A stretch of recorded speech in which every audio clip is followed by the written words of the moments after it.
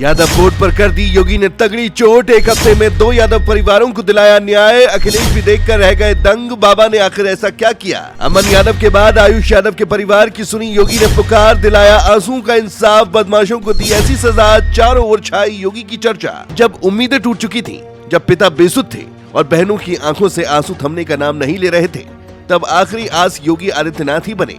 एक नहीं बल्कि एक हफ्ते के भीतर 2 यादव परिवारों ने रो रो कर इंसाफ की गुहार लगाई और जवाब ऐसा मिला कि राजनीति से लेकर विपक्ष तक सन्न रह गया। जिस यादव वोट बैंक को लेकर अखिलेश यादव खुद को सबसे बड़ा दावेदार मानते रहे, उसी यादव समाज में योगी ने कानून के दम पर ऐसा संदेश दिया कि चर्चा लखनऊ से लेकर गाँव की चौपाल तक फैल गयी। अमन यादव और आयुष यादव 2 नाम नहीं बल्कि वो कसौटी बन गए जिस पर योगी मॉडल को परखा गया और नतीजा ऐसा निकला कि विरोधी भी खुलकर बोल नहीं पा रहे। आखिर ऐसा क्या हुआ, चलिए इस रिपोर्ट में सब समझते हैं। दरअसल सुल्तानपुर के बीएससी छात्र अमन यादव की हत्या के बाद पूरा इलाका सन्नाटे में था। परिवार टूट चुका था। बहन बार बार कैमरे के सामने रोती हुई कह रही थी कि अगर अब भी इंसाफ नहीं मिला तो शायद किसी पर भरोसा नहीं बचेगा। मगर मामला जैसे ही मुख्यमंत्री तक पहुंचा, सिस्टम दौड़ पड़ा। पुलिस हरकत में आई, मुठभेड़ हुई और फिर फरार बदमाश गिरफ्तार हुआ। यही नहीं, लापरवाही बरतने वाले चांदा थाने के एसओ समेत 5 पुलिसकर्मियों को सस्पेंड कर दिया गया। अमन की बहन ने खुले तौर पर कहा कि पहली बार लगा कि सरकार ने हमारी सुनी। यहीं से योगी मॉडल की चर्चा फिर तेज हो गई, लेकिन कहानी यहीं खत्म नहीं हुई। इसी दौरान बलिया का आयुष यादव कांड सामने आया और पूरे प्रदेश का ध्यान उधर चला गया। बेलथरा रोड में दिन दहाड़े गोली मारकर आयुष को मारा गया। इलाज के दौरान उसकी मौत हो गई। पिता ने जिन 4 लोगों के नाम बताए वही पूरे केस का केंद्र बने। आयुष की बहन प्राची यादव का दर्द कैमरे पर फूट पड़ा।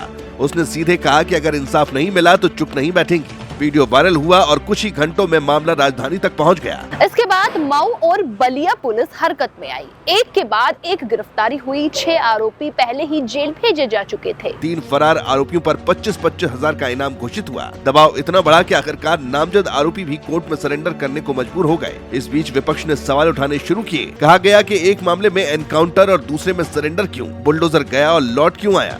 लेकिन सरकार की तरफ से संदेश साफ था, कानून अपना काम करेगा और हर केस में साक्ष्य के आधार पर कार्रवाई होगी। यानी न जाति देखी गई न दबाव, सिर्फ कानून देखा गया। यही वजह है कि गांव की चौपालों में चर्चा शुरू हुई कि इस बार मामला अलग है। अमन यादव और आयुष यादव दोनों मामलों में एक बात समान रही, बहनों की आवाज। एक बहन ने धन्यवाद कहा, दूसरी बहन अब भी हर कदम पर निगाह रखे हुए है।